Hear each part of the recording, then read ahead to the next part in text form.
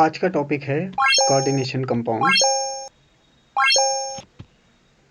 Coordination compound में एक central metal atom होता है जो सराउंडेड होता है लिगेंड से।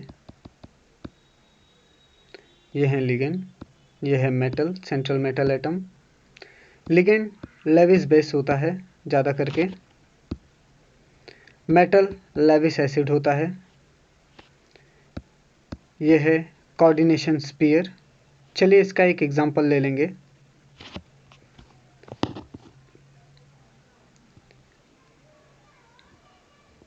Fe K4FeCN6। यहाँ पे देखें, यह है counter ion. K is our counter ion, potassium is counter ion. ये जो 6 नंबर दिख रहा है ये कोऑर्डिनेशन नंबर है, ये कोऑर्डिनेशन स्फीयर है, ये सेंट्रल मेटल एटम है और ये इलेक्ट्रॉन पेयर डोनर लिगेंड है।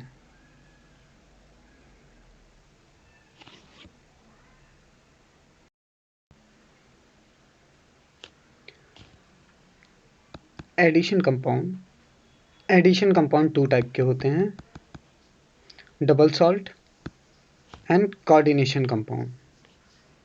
डबल सॉल्ट का एग्जांपल है K2SO4 Al2SO4 thrice 24H2O। Coordination compound का एग्जांपल है K4FeCN6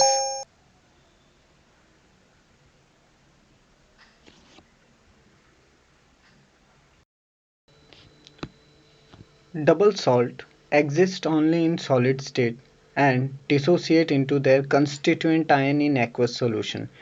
double salt solid state में अक्सर मिलता है और ये डिसोसिएट हो जाता है अपने कंस्टिट्यूएंट आयंस में।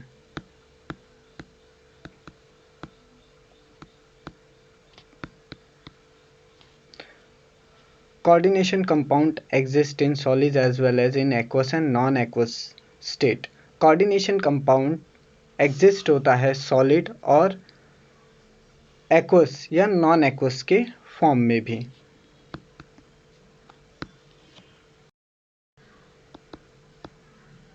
Double salt loss their identity in aqueous solution.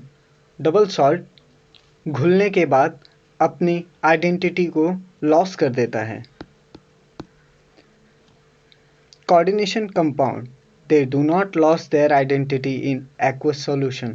Coordination compound घुलने के बाद भी अपने आइडेंटिटी को लॉस नहीं करते। The property of double salt are same as their constituent। जो प्रॉपर्टी होती है डबल सॉल्ट की वो उसके कंस्टिट्यूएंट की तरह ही होती है। The property of coordination compound are different from their constituent। जो प्रॉपर्टी होती है कोऑर्डिनेशन कंपाउंड की वो अलग होती है उनके कंस्टिट्यूएंट पार्टिकल से। Having normal valency।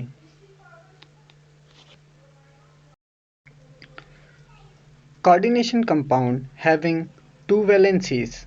First, primary ionizable valency, secondary non-ionizable valencies।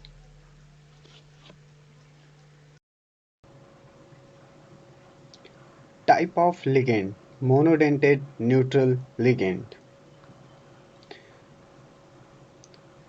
Guys ये मोनोडेंटेड लिगेंड का एग्जांपल है।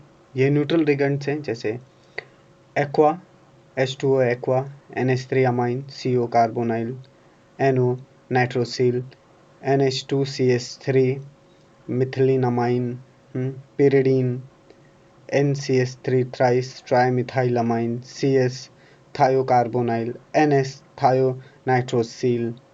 और लेफ्ट हैंड साइड में हमें पॉजिटिवली चार्ज्ड लिगेंड दिए हुए हैं और उनके आयुपेक नेम जैसे NH4 plus ammonium, NO2 plus nitrogenium, NH2 plus hydrogenium, NO2 plus nitronium.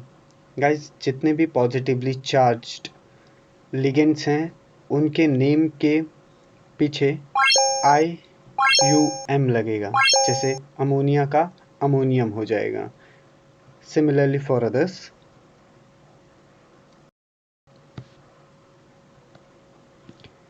Type of ligand, monodentate negatively charged ligands.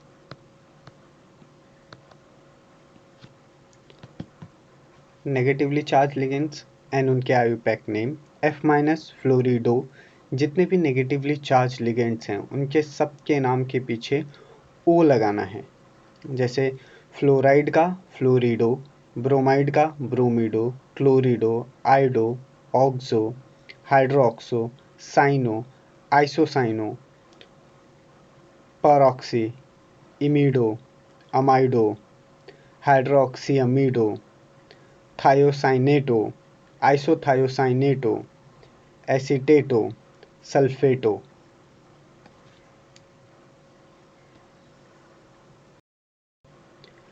Type of ligand, bidentate ligands. Name and structure and symbol bidentate ligands के। Ethylene diamine H2N bond CH2 twice NH2, इसका symbol है EN। Di methyl ग्लाइकोसिमेटो, आप यहाँ पे structure देख सकते हैं, इसका सिंबल है DMG-। Glycinato GLY symbol. Oxalato OX2-।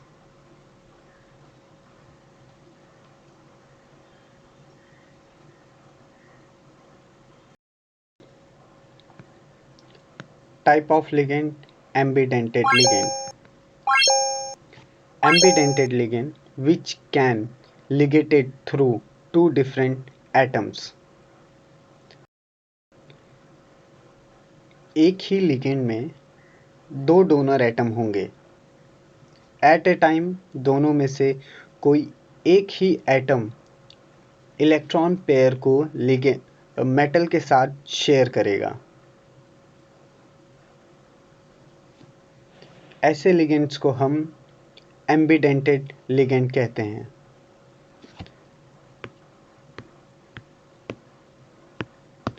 जैसे यहाँ पे नाइट्रोजन डोनर एटम है एंड इस केस में ऑक्सीजन डोनर एटम है।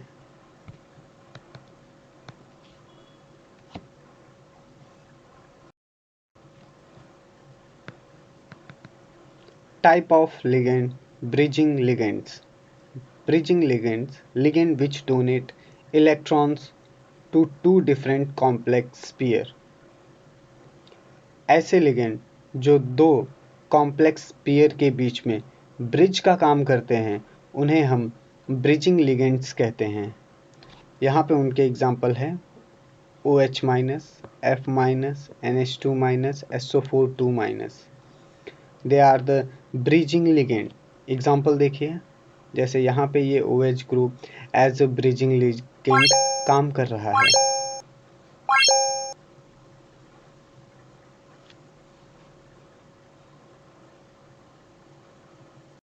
Werner theory of coordination complex. Postulate 1. The metal in a complex possesses two types of valencies: primary ionizable valency, secondary non-ionizable valency। Vernier theory of coordination complex में 4 postulates दिए हुए हैं। उनमें से पहला postulate कहता है कि जो मेटल कॉम्प्लेक्स है उसके पास 2 टाइप की वैलेंसीज होती है: primary ionisable valency, secondary non ionisable valency.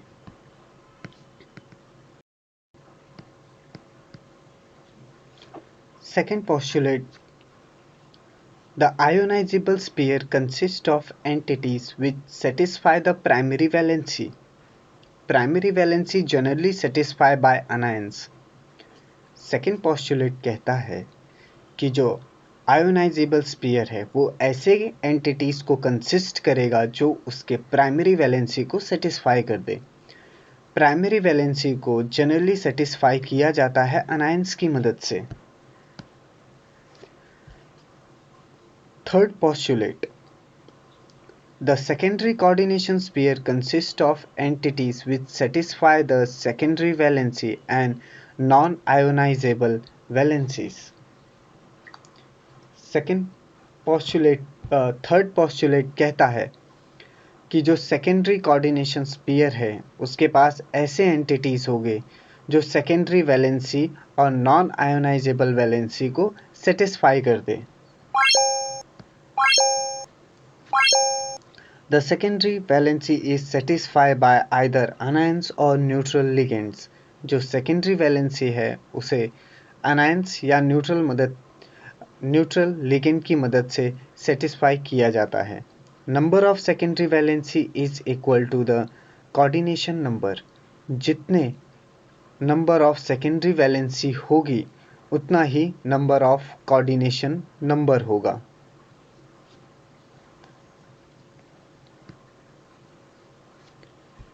Secondary valency have a fixed spectral arrangement around the metal ion. Two spheres of attraction in the complex are shown below. Secondary valency fixed spectral arrangement होता है metal के around में। दो spheres of attraction होते हैं complex के अंदर। चलिए देखते हैं कौन कौन से।